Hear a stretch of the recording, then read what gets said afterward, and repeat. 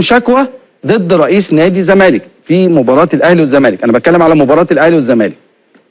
مباراة الأهلي والزمالك فيها 3 حاجات: عقوبة كهرباء، شكوى النادي الأهلي.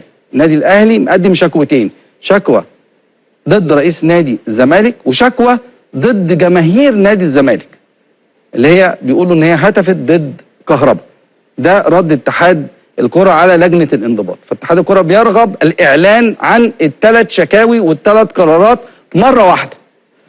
يعني أنا مش هعلن عقوبة كهرباء اللي هي 6 ماتشات وممكن تنزل ل4. دي لجنة الانضباط اللي قالت كده، مش أنا. فاتحاد الكرة أنت باعت لي عقوبة كهرباء، تمام. في شكاوي في المباراة دي متقدمة. إيه نتيجتها؟ أنا هعلن ال3 مرة واحدة. نادي الأهلي مقدم شكوتين ونادي الزمالك قدم شكوى.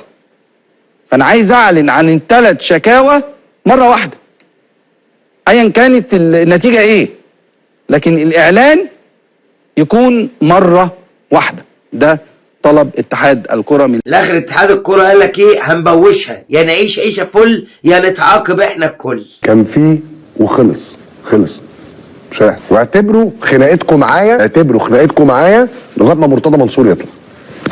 رفض التعاقد مع احد اهم مواهب مصر محمد صلاح وافضل لاعب في تاريخ مصر من قبل السيد ممدوح عباس نفسه، وعنده يعني اعتراف بالصوت وبالصوره مسجل بانه هو من رفض التعاقد مع محمد صلاح لانه